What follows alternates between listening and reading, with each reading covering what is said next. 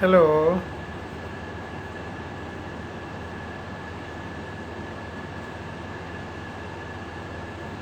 नमस्ते dear students, आपके अनुरोध पर कुछ वीडियोज आपके लिए हिंदी में उपलब्ध किया जा रहा है।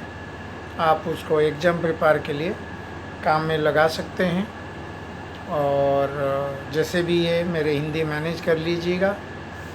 और अभी हम बात करेंगे note taking, reference and bibliography. Note taking, reference and bibliography, ठीक है। मैं आपका teacher professor Nirmal Kumar Swain, department of library and information science, Maharshi Dayanand विश्वविद्यालय रोहतक। ऐसे तो ये लेक्चर तैयार की जा रही है हमारे technical writing and communication skill paper के लिए, बट आप जो पीएचडी अभी करने वाले हैं 2 साल की बाद, यानी जो प्रोसेस में, ये वीडियो आपका काम में आ सकता है, नोट टेकिंग जैसे बता रहे हैं, ठीक है। ये नोट टेकिंग वर्ड ऐसे दिया गया जैसे कि पीएचडी करने के दौरान बहुत सारी तमाम सोर्सेस ऑफ इंफॉर्मेशन के साथ आपका परिचय होगा, ठीक है। परिचय होगा जैसे कि किताबें, जर्नल आर्टिकल्स और बहुत सारी, ठीक है।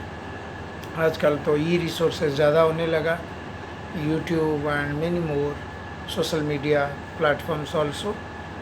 ये सारी रिसोर्सेस आपको यूज करेंगे आप आपका पीएचडी के काम में। और ये जो नोट टेकिंग वर्ड दिया गया, मेरे ख्याल से इसका तात्पर्य ज़्यादा होता था जब ये आपकी टैब्स और मोबाइल फ़ोन से ये सारी चीज़ नहीं होता था, ठीक है ना। पर फिर भी नोट टेकिंग का अभी भी इम्पोर्टेंस है।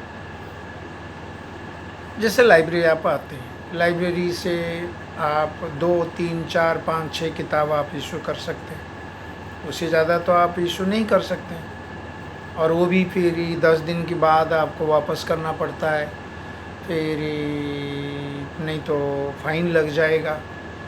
तो कभी कभी देखा जाए जो किताबों में कितने काम में आप ले पाते हो। कुछ ऐसे किताब होती है, टेक्स्ट बुक होते हैं, तो आप उसको पूरा पेज वाइज, चैप्टर वाइज पढ़ते हैं। बाकी पीएचडी में आप आगे, जो मास्टर डिग्री में वो तो ठीक है, और जो पीएचडी जी में है तो वो तो आप बार बार किताब इशू नहीं कर सकते हैं, या एक किताब में से शायद एक पेज आपका काम का हो, ठीक है ना।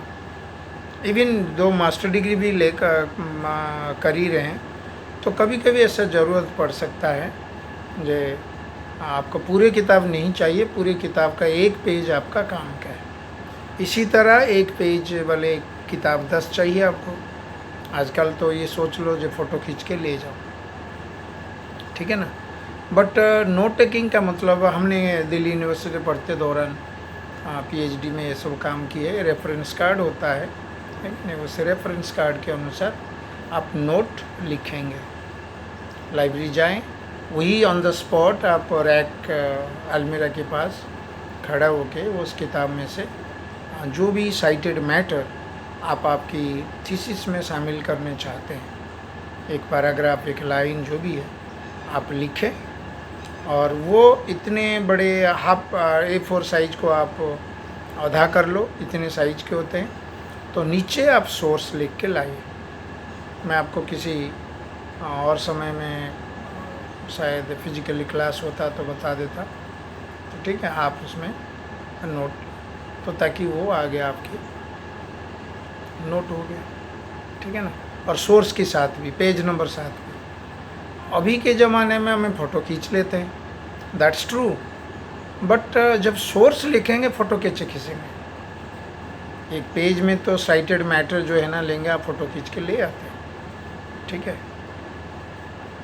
बट जब हम उसको सोर्स डिटेल कैसे लाएंगे, सोर्स डिटेल तो ला नहीं सकते, जैसे कि ईयर कहाँ पे लिखा हुआ है, पब्लिशर के नाम कहाँ लिखी हुई है, ऑथर्स के नाम कहाँ लिखी हुई है, और ये सभी कलेक्ट करने के लिए 10-20 बार आपको फ़ोटो खींचने पड़े। वो फिर आपको ज़्यादा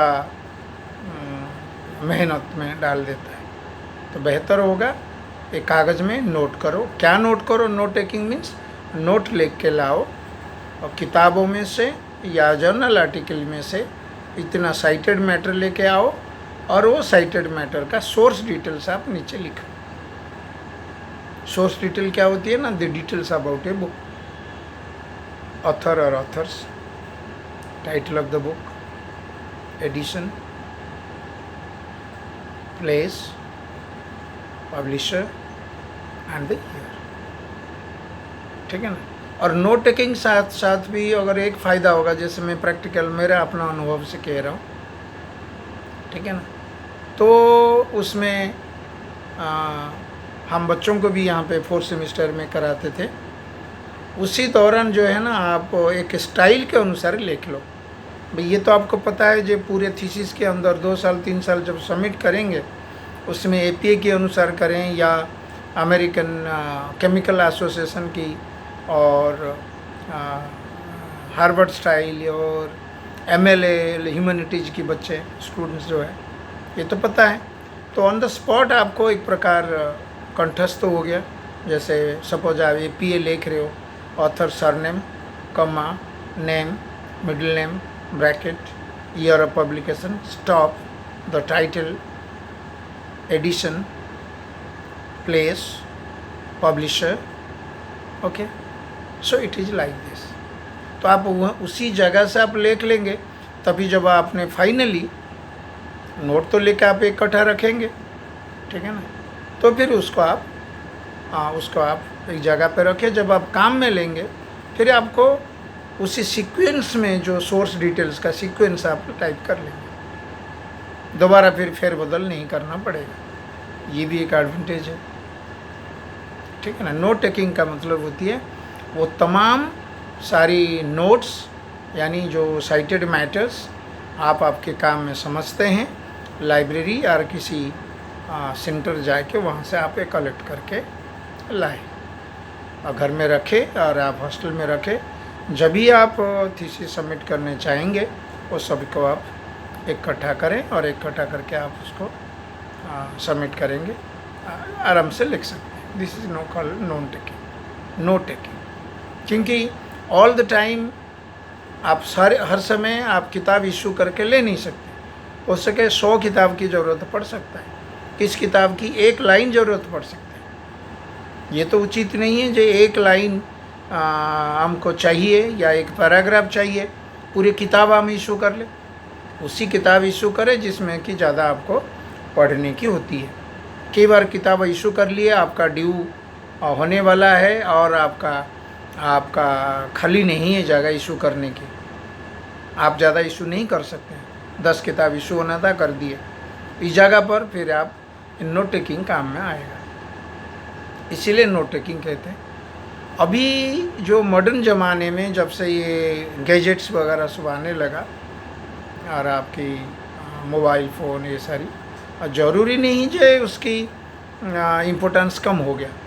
आप जाओ, फिर आपने जो टैब्स है और उसी में आप टाइप करो, उसी जगह पे टाइप करो। यू रोम अराउंड लाइब्रेरी में घूमो, आपकी स्टैक हॉल के पास जाओ, अलमीरा के पास जाओ, वहीं पे आप वहीं 2-4 लाइन टाइप करो, बस हो गया। ये भी this is all note taking. Note taking doesn't mean, ये नहीं बताता है जो मैनुअली प्रिंट कागज़ के माध्यम से आप लिखो। हालांकि ये शुरुआत रहा होगा कागज़ के माध्यम से, मुझे याद है दिल्ली यूनिवर्सिटी में हम ऐसा करते थे, बट इसको आप टैब के माध्यम से भी नोट टेकिंग कर सकते हैं।